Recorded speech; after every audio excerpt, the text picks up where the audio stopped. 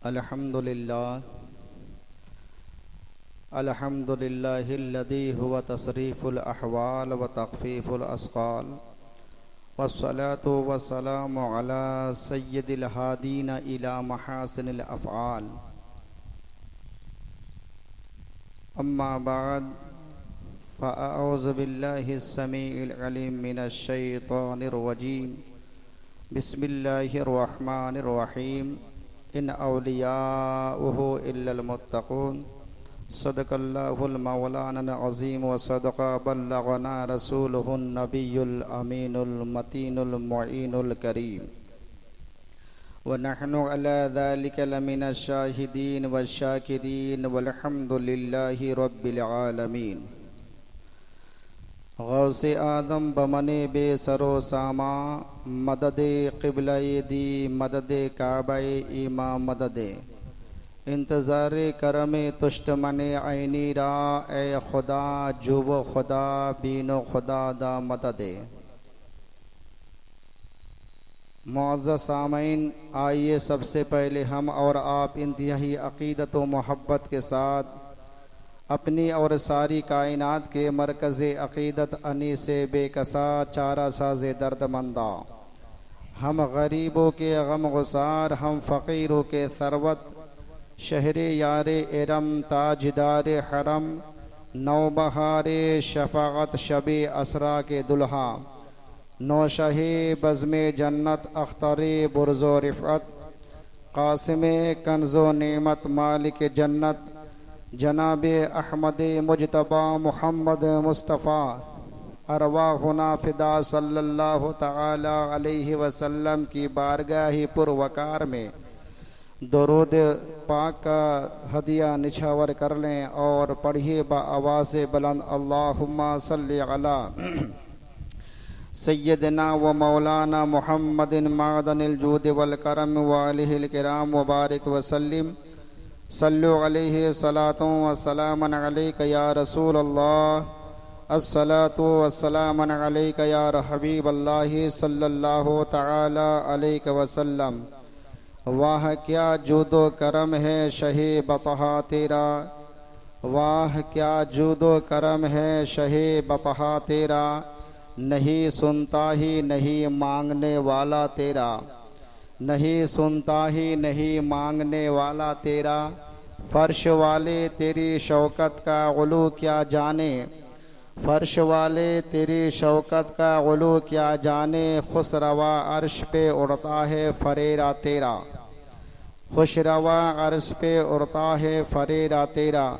वही इमाम अहले सुन्नत हुजूर ताजदार मदीना जनाब अहमद मुजतबा मुहम्मद मुस्तफ़ा अरवाहुना फ़िदा सल्लल्लाहु ताला अलैहि वसल्लम के लाडले की जा बात आती हैं तो कलम उठाकर यूँ लिखते हैं कि वाह क्या मर्तबा ए गौस है बाला तेरा, वाह क्या मर्तबा ए गौस है बाला तेरा, ऊंचे ऊंचों के सरों से है कदम आला तेरा, सर भला क्या कोई जाने कि है कैसा तेरा, औलिया मलते हैं आंखें वो है तलवा तेरा, औलिया मलते हैं आंखें वो है तलवा तेरा। मुअज़्ज़ज़ सामईन, हम और आप जिस माह मुक़द्दस से गुज़र रहे हैं, रबीउन नूर शरीफ के बाद रबीउल आखिर का मुक़द्दस महीना है। पहला महीना अहमद मुख्तार जनाब अहमद मुस्तफ़ा सल्लल्लाहु ताला अलैहि वसल्लम का महीना था, और जो ही वो उस महीने से हम गुज़रे तो शहनशाही बगदाद शेख अब्दुल कादिर जिलानी रदियल्लाहु तबारक व तआला का महीना हमारे सामने आ गया, जिसे हम रबीउल आखिर कहते हैं। उसी मुनासिबत से मैंने कुरान अज़ीम की एक मारूफ आयत करीमा को पढ़ा है कि इन औलियाउहु इल्लल मुत्तक़ून। इसी आयत करीमा की रोशनी में कुछ बातें रखूँगा। अल्लाह रब्बुल इज़्ज़त सबसे पहले मुझे, उसके बाद आपको भी इस पर अमल की तौफीक मरहमत फरमाए कि इन औलियाउहु इल्लल मुत्तक़ून,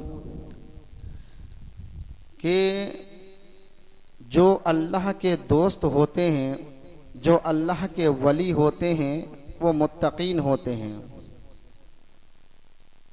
वो परहेजगार होते हैं। ये अल्लाह के वलियों की शान है। कुरान पाक की तफसीर के मुताबिक अल्लाह ने अपने दोस्तों की जो क्वालिटी है, जो खूबी है, जो बयान की है, वही अल्लाह के वली है। गली कोचों में बैठकर लंबी लंबी दाढ़ी, लंबा लंबा कुर्ता, अमामा बांधकर बैठ करके अल्लाह अल्लाह करने का नाम वली नहीं है। वली कभी एक बहुत ही बड़ा मकाम है। और औलिया किराम की शान जो है, अल्लाह ने एक नहीं बल्कि कई ऐसे मकामात हैं जहां पर बड़ी ही धूमधाम के साथ अपने दोस्तों का जिक्र किया है। और जाहिर सी बात है कि जिसका तज़किरा खुद रब्बे कायनात धूमधाम के साथ अपने मुक़द्दस कलाम के अंदर जिक्र करे, वो कोई आम इंसान नहीं हो सकता। तो आइए पहले आयत करीमा की तस्दीक समाअत कर लें। इन औलिया वहु इल्लल मुत्तकून। इस आयत के अंदर एक लफ्ज आया है औलिया, और औलिया ये वली की जमा है। तफसीर नईमी की रवायत करदा मकाले के मुताबिक, और वली जो होता है उसका जो लफ्जी माना है, लग़वी माना है, दोस्त के होते हैं, रफ़ीक के होते हैं, शफीक के होते हैं। और इस्तिलाही माना तफसीर मुफस्सिरीन हजरत अब्दुल्ला इब्ने अब्बास रदियल्लाहु तबारक व तआला अन्हु बयान फरमाते हैं कि वली उस अजीम हस्ती को कहते हैं जिसे देख करके खुदा याद आ जाए, मोहब्बत से। सुभान अल्लाह। जिसे देखो तो फौरन खुदा का तसव्वुर हो, फौरन खुदा याद आ जाए, ऐसे चेहरे वाले को वली कहते हैं। अब अगर इस रुए जमीन पर करोड़ों की तादाद में इंसान आबाद हैं, हम हर एक का चेहरा तकरीबन देखते हैं, खुदा याद नहीं आता। इसका मतलब यह है कि औलिया किराम की फहरिस्त में ये है नहीं। अब्दुल्ला इब्ने अब्बास के फरमान के मुताबिक वली वही होंगे कि जिसे देखा जाए तो देख करके फौरन याद आ जाए। ये वली की पहचान है। आप तसव्वुर करें, असर हादिर में न जाने कहां का कितने लोगों के चेहरे की ज़ियारत होती है जो अपने आप को वली कहते हैं, मगर देख करके खुदा तो क्या आखिरत और कब्र भी याद नहीं आती। इसका मतलब यह है कि यह वली की फहरिस्त में नहीं है। और हम आम इंसान को भी वली नहीं कह सकते हैं। ऐसा नहीं कि लंबी दाढ़ी वाले हैं, टोपी है, अमामा बांधा हुआ है, सर पर लंबा कुर्ता पहना हुआ है, अल्लाह अल्लाह कर रहा है, यह भी वली की सिफत नहीं है। और ऐसे लोगों के हाथ में हम अपना हाथ दे, जिसे हम बैद और मुरीद कहते हैं, जिसे देख करके खुदा याद आ जाए। और बैद होना, ये मुरीद होना, वाकई ये अच्छी बात है और आखिरत की कामयाबी की दलील है। ये भलाई का काम है, अच्छा अमल है। तो हर एक इंसान से मुफस्सिरीन ने यही मिजाज दिया है कि हम जब भी किसी के हाथ में हम अपना हाथ दे, जब भी हम किसी को अपना पीर समझे, तो सिर्फ उसकी मालो दौलत की वजह से नहीं, उसके इल्म की वजह से नहीं, दुनियाई शोहरत की वजह से नहीं, बल्कि जब भी हम किसी को अपना हाथ दे, अपना पीर माने, तो हजरत मुफ्ती शमसुद्दीन जौनपुरी साहब लिखते हैं कि उसके लिए 4 शर्तें पाई जाती है विलायत के लिए। ये 4 शर्तें आप देख ले पहले। ये 4 चीजें अगर अल्लाह के बंदों में किसी बंदे के अंदर पाई जाती है तो वो पीर है, और अगर नहीं पाई जाती तो वो ढोंगी बाबा है, वो पीर नहीं है। मुफ्ती शमसुद्दीन साहब कहते हैं कि अव्वल तो यह है कि पीर के लिए सुन्नी सहीहुल अकीदा का होना जरूरी है। बद अकीदा कभी पीर नहीं बन सकता। इसलिए तो अशरफ अली थानवी ने इतनी सारी किताबें लिख दी मगर कोई उसे पीर नहीं कहता, क्योंकि अकीदा गंदा है, अकीदा दुरुस्त नहीं है। खलील अहमद अम्बेडवी की इतनी शोहरत है लेकिन कोई उसे पीर नहीं कहता, कोई उसे वली नहीं कहता। तो पीर के लिए सुन्नी सहीहुल अकीदा का होना जरूरी है, 1 नंबर जरूरी है, जिसे हम अपना हाथ दे। 4 शर्तें देख ले। पहली शर्त सुन्नी सहीहुल अकीदा हो। दूसरी बात यह कि इल्म का होना यह भी जरूरी है। कितना इल्म? इतना इल्म का होना जरूरी है कि वो अपनी जरूरियात के मसाइल को अपने इल्म के जरिए से किताबों से निकालकर आपको बता सके, हराम और हलाल के दरमियान वो फर्क बयान कर सके, जायज और नाजायज के दरमियान वो इस बात को वाजे कर सके। इतना इल्म का। तो इससे ये भी पता चला कि अल्लाह का जो वली होता है वो अंगूठा छाप नहीं होगा, वो साहिब इल्म होगा। तीसरी बात, ये फासिके मौलिन नहीं होना चाहिए, एलानिया गुनाह करने वाला नहीं होना चाहिए। ऐसा नहीं कि हमने किसी के हाथ पर अपना हाथ दे दिया है, हम अजान सुनकर फौरन मस्जिद में आते हैं और हमारे जो पीर साहब गद्दी पर बैठ करके अजान के सदाए कान तक आ रही है और बैठ करके अपने मुरीद उनके साथ जो बातचीत हो रही है कर रही है, गुनाह की नहीं है, गुनाह की नहीं है। ये भी पीर की खूबी नहीं है। बकौले मुफ्ती शमसुद्दीन साहब के ये भी पीर की खूबी नहीं है, क्योंकि जो पीर होता है, जो वली होता है, तो सबसे ज्यादा अल्लाह की खशियत उनके दिल के अंदर पाए जाते हैं। आजान की आवाज सुन करके अगर दिल तड़प नहीं रही है कि अल्लाह के हुजूर अपने सर को झुकाए, अपने माथे को टिकाए, तो वो कैसा पीर है?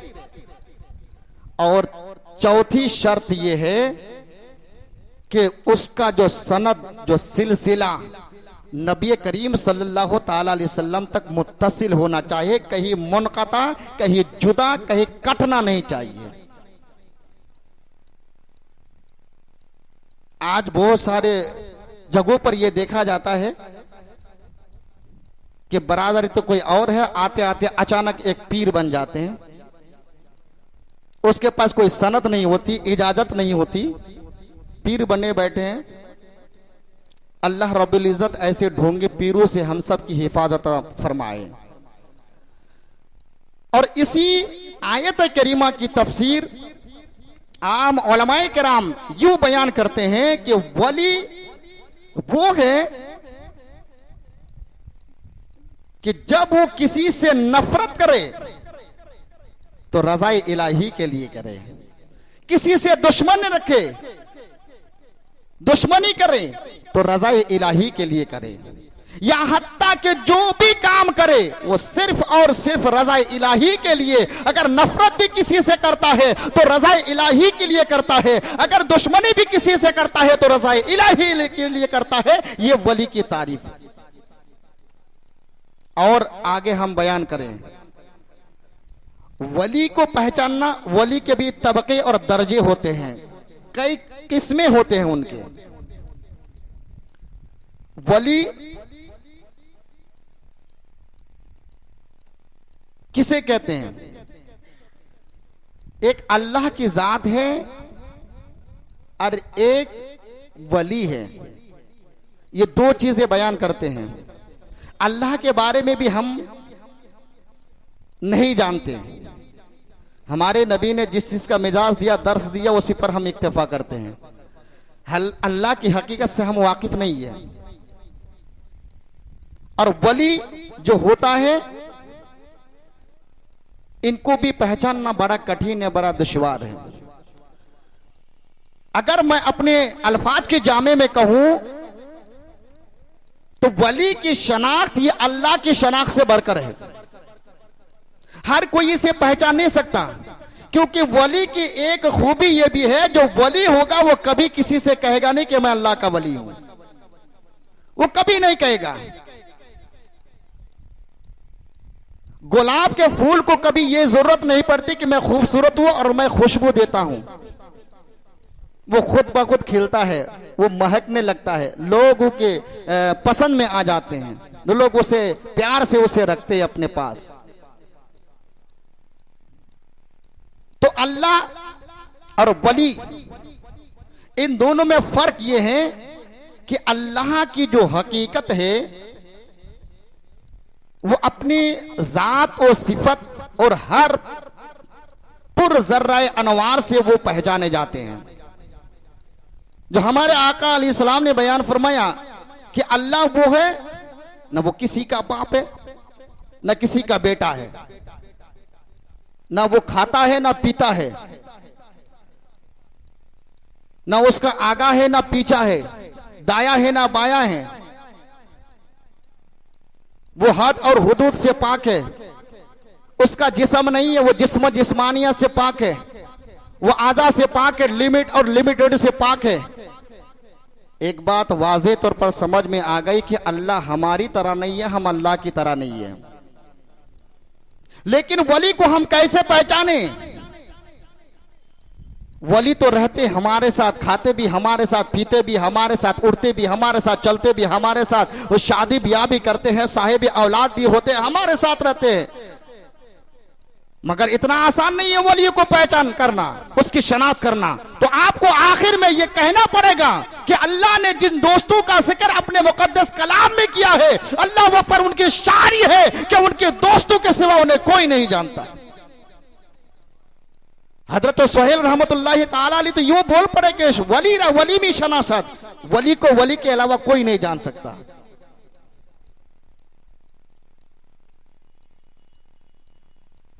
वली की 3 किस्में होती है। तस्वीर नईमी के अंदर नकल करते हैं, एक है वली विलायत कसबी। विलायत कसबी ये ज़ुहद और तकवा, इबादत और रियाजत से हासिल होता है। जब कोई अल्लाह की मोहब्बत में इस तरह मुस्तगरक हो जाता है, अपने आप को भुला देता है, फना फिल्लाह हो जाता है, तो अल्लाह उसे विलायत अता फरमाता है। 5 वक्त नमाज पढ़ करके कोई वली नहीं बन सकता और ना ही वो मकाम हासिल हो सकता। और रही बात किसी को इल्म अता करना, तो ये मेरे अल्लाह से बईद बात थोड़ी है। वो किसी गुनहगार को, पापी को वो जन्नती बना सकता है। ज़ालिका फज़लुल्लाह। और एक होती है विलायत फितरी। विलायत फितरी यानी हम अपनी जबान में उसे कहते हैं मादरजाद वली, पैदाइशी वली। मिसाल के तौर पर हजरत ईसा अलैहिस्सलात व तस्लीम की अम्मी जान हजरत सैयदतुना मरियम अलैहिस्सलाम, बचपन ही में आपसे करामत जाहिर हुई, बचपन ही में जन्नती फल आपके पास आए। पूछा गया हजरत जकरिया अलैहिस्सलाम ने कि मरियम ये फल तुम्हारे पास कहां से आया, कुरान में इसका जिक्र है। तो कालत मरियम हादा मिन इंदिल्लाह, ये अल्लाह की तरफ से ये फल आया है। उसी तरीके से इस महीने में तज़किरा सबसे ज्यादा जिस वली का होता है, हमारे और आपके पीर और मुर्शिद हजरत सैयदना गौसुल आदम दस्तगीर, तो मादरजाद वली है, मां पेट से वली है, पैदा हुए तो हालत रोजा में अपनी मां का दूध ना पिया, जिसे विलायत फितरी कहते हैं। और एक विलायत एक कसबी, एक फितरी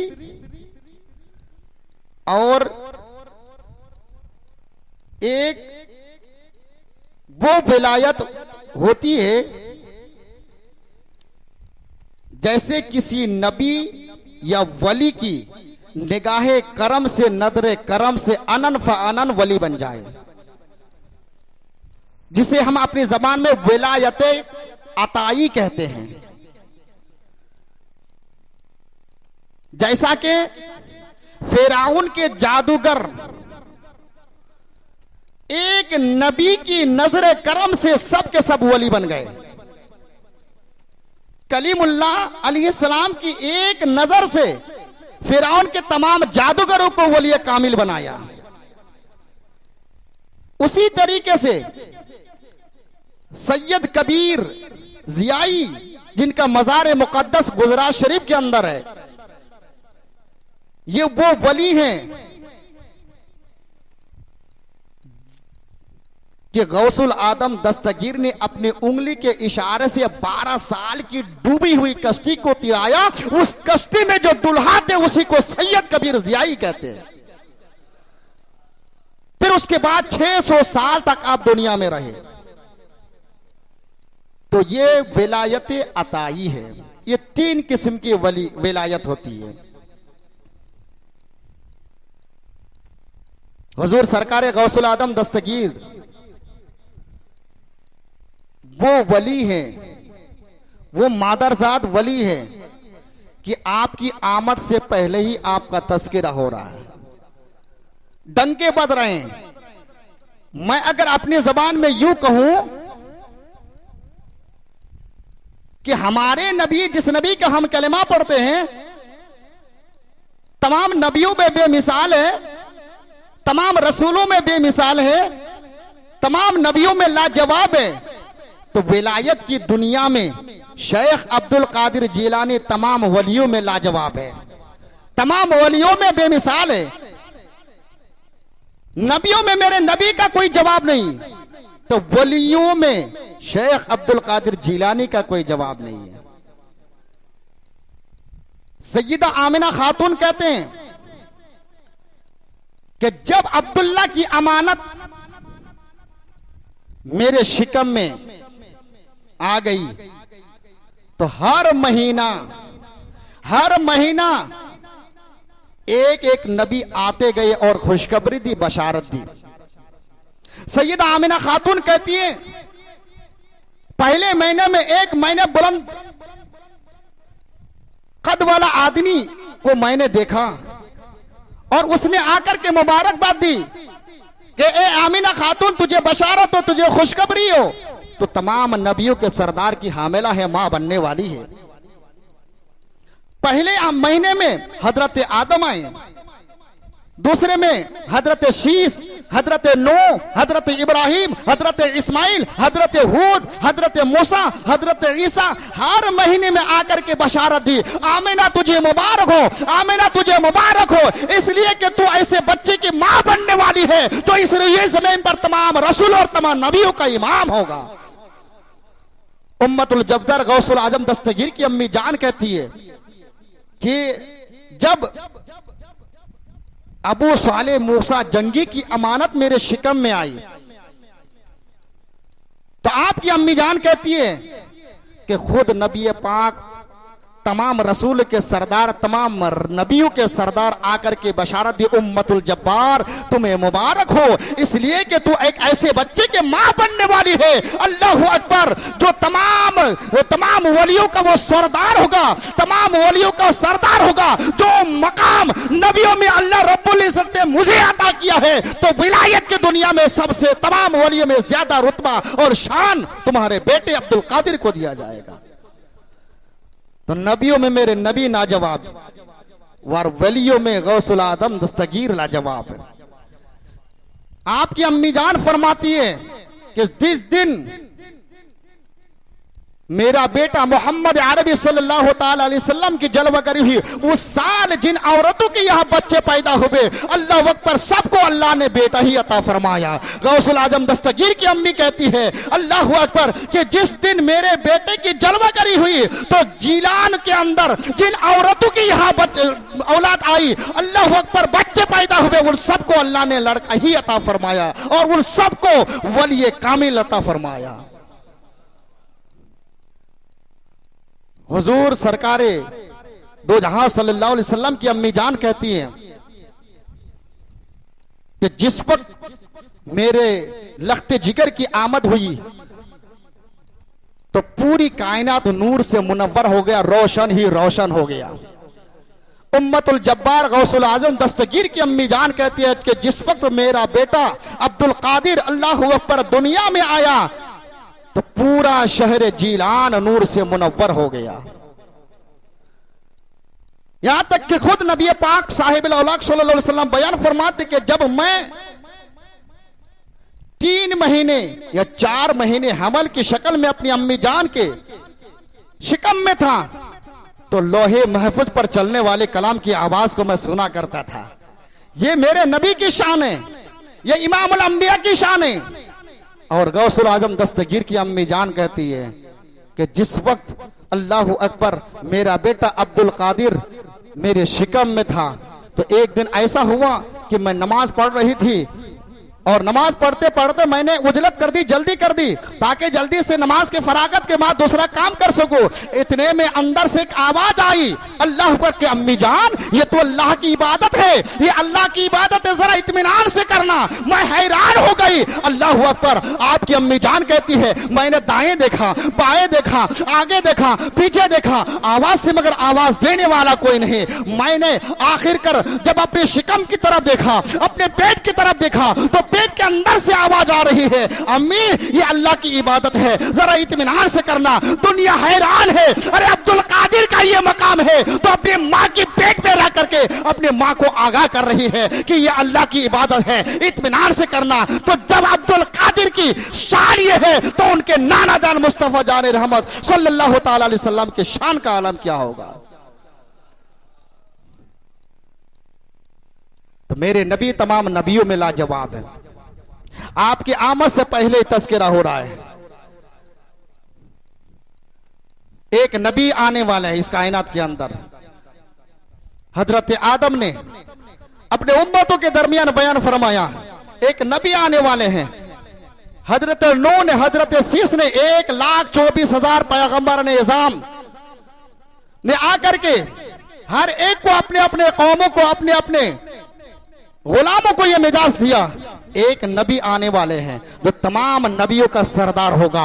नाम मोहम्मद अरबी होगा, उनकी अम्मी का नाम सैयदा आमिना होगा, उनके अब्बू का नाम अल्लाह अकबर अब्दुल्ला होगा। हर एक नबी ने आकर के इस चीज की तालीम दी। गौसुल आदम दस्तगीर की आमद से पहले आपके अगले जितनी भी औलिया किराम रुए ज़मीन पर आए हर एक ने ये बशारत दी। हजरत सैयदना हसन बसरी जो क्या कहते हैं मौला कायनात अली मुर्तजा के खलीफा हैं, खुद बयान फरमाते हैं। हजरत हसन बसरी एक मर्तबा बगदाद के जामी मस्जिद के मिंबर पर बैठ करके कहते हैं कि लोगों, इसी आसमान के नीचे, जमीन के ऊपर मेरे बाद 5वीं सदी में एक मर्द मुजाहिद पैदा होगा जिसका नाम अब्दुल कादिर जिलानी होगा।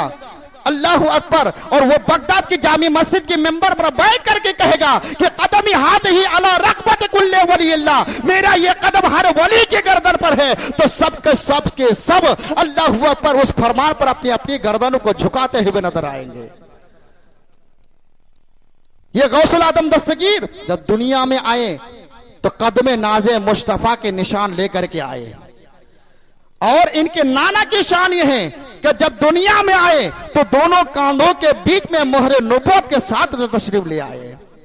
नबियों में मेरे नबी लाजवाब है और वलियों में शेख अब्दुल कादिर जिलानी लाजवाब है। उसके बाद आप देखें हजरत सैयदना, ये आपकी आमद से पहले ये तस्करा हो रहा है, हजरत सैयदना हसन अस्करी रहमतुल्लाह ताला अलैह बयान करते हैं, आखिरी मर्तबा अपने बच्चे को अपने पास बुला करके कहते हैं कि बेटा ये मुसल्ला है, ये मुसल्ला है। आखिरी मर्तबा जब आपने नमाज अदा की तो अपने मुसल्ला लपेट करके अपने बेटे को दिया, अपने बेटे को दे करके कहा कि बेटा ये मुसल्ला ले लो और मेरे जाने के बाद इसको सही सलामत अपने पास रखना, और जब तुम दुनिया से जाने लगो तो ये इस मुसल्ला को लपेट करके उस इंसान को देना जो इसके मुस्तहिक हो, जो इसके जो है हिफाजत के साथ अमानत के साथ इसे रख सके, और ये मुसल्ला वो उसको दे जिसको वो मोतबर समझे, वो उसको दे जो उसको मोतबर समझे, वो उसको दे जो उसको मोतबर समझे। बेटे ने अर्ज की अब्बा जान ये मुसल्ला जो एक बाद एक जो मुंतकिल हो रहा है आखिरकार ये जाएगा कहां? चुनांचे आपके अब्बू जान कहते हैं,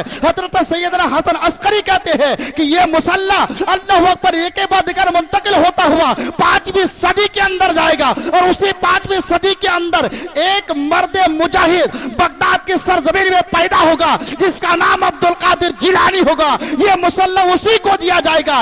इसलिए इस रूए जमीन पर अल्लाह अकबर जो मकाम मर्तबा, जो शान अल्लाह रब्बुल इज्जत विलायत की कायनात में जो अब्दुल कादिर जिलानी को अता किया वो किसी वली को अता न किया जाएगा। और हजरत सैयदना सैयदना जुनैद बगदादी रहमतुल्लाह ताला अलैह आपकी आमद से तकरीबन 300 या 350 साल पहले कहते हैं बगदाद की मिंबर पर बैठ करके, लोगों आज तो हमारे विलायत के डंके बज रहे हैं, आज हमारे विलायत के चर्चे हो रहे हैं, लेकिन इसी रुए जमीन पर एक ऐसा मर्द मुजाहिद आएगा, नाम उसका अब्दुल कादिर होगा, अब्बा का नाम अबू साले होगा, अम्मी का नाम उम्मतुल जब्बार उम्मुल खैर फातिमा होगा। इसी बगदाद के सरजमीन में उसकी जलवागरी होगी। अल्लाह अकबर। और वो शान और मकाम लेकर के आएगा कि वो इतना बड़ा पावरफुल जो है कि साहिब करामत वाले होंगे कि रुए जमीन पर हजरत आदम था ईसा और ईसा अलैहिस्सलाम से लेकर के कयामत तक अल्लाह अकबर तमाम नबियों के वलियों में वो मकाम किसी को अता नहीं किया जाएगा जो अब्दुल कादिर जिलानी को अता किया जाएगा। वो अब्दुल कादिर जिलानी की शान है। तो मैं अर्ज ये कर रहा था कि आपकी आमद से पहले ही गलगले हो रहे थे, चर्चे हो रहे थे, तो उस वली की हम गीत क्यों ना गाएं? और साथ ही साथ उस सिलसिले से जितने भी सलासिल आए हैं हर एक बरहक है, कोई सिलसिला छोटा और बड़ा नहीं है। ये सारे सिलसिला का फैज, सारे सलासिल को जो फैजान पहुंचता है वो शेख अब्दुल कादिर जिलानी से आके पहुंचता है। अलबत्ता जब फजीलत की बात है तो फजीलत के एतबार से कादरी सिलसिले को फजीलत हासिल है, कादरी सिलसिले को फजीलत हासिल है। आज जो हम गलियों बाजारों में कहते हैं कि हमारा सिलसिला बड़ा है, हमारा सिलसिला बड़ा है, उस बंदे को पता ही नहीं कि बड़ा और छोटा होता क्या है। अगर है वली तो वो अल्लाह के रफीक है, वो शफीक है, जिस काम के लिए भेजा रहा है वो तबलीग कर रहे हैं। हमने बड़ा और उसे छोटा समझ लिया। इसी तरीके से कोई नबी बड़ा और छोटा नहीं होता, अपनी तरफ से नहीं कहता। कोई नबी बड़ा और छोटा नहीं होता, अल्लाह ने सबको आलिम बना करके भेजा है। हजरत आदम था, हमारे नबी तक जितने भी अंबिया किराम रुए जमीन पर आए हर एक मुअल्लिम बन करके आए हैं, मुबल्लिग बन करके आए हैं। इन अंबिया किराम को किसी ने पढ़ाया नहीं। अलबत्ता ये सारे अंबिया किराम में कोई बड़ा और छोटा नहीं है। अल्लाह फरमाता तिल का रसूल फद्दलना बादहुम अला बाद, हमने जो रसूलों को भेजा है बड़ा छोटा बना करके नहीं, बल्कि एक को दूसरे पर फजीलत दे करके भेजा है। फजीलत दी है, एक को दूसरे पर फौकियत हासिल है फसाइल के एतबार से। उसी तरीके से वलियों में भी कोई छोटा बड़ा नहीं होता। ये तो हम अपनी बातों को समझाने के लिए बोलते हैं, लेकिन हकीकत में ये कि फजीलत हासिल होता है। तो गौसुल आजम दस्तगीर की ये फजीलत हासिल है। जिसे हम अपने जबान में बड़े पीर साहब कहते हैं। तो अर्ज ये कर रहा था कि वली से बैत होना, मुरीद होना, ये आखिरत की भलाई की दलील है। ये वही लोग होंगे कि जहां पे हमारा कोई पुरसान हाल नहीं होगा, तो अल्लाह ने एक जगह बड़ी धूमधाम के साथ कहा है, अल अखिल्लाउ यौमइदिन बादहुम लिबादिन अदो इल्लल मुत्तकीन। जब हर दोस्त बाज दोस्तों का दुश्मन हो जाएगा, कोई किसी का पुरसाने जब हाल नहीं होगा, ऐसे वक्त में हमारे दोस्त जिन्हें हम अपनी जबान में वली कहते हैं वो काम आएंगे, वो ही काम आएंगे। तो हम ऐसी वली को अपना हाथ दे, हम उस वली की मुरीद बन जाएं कि वो खुद भी हिसाब व किताब के साथ जन्नत में जा सके।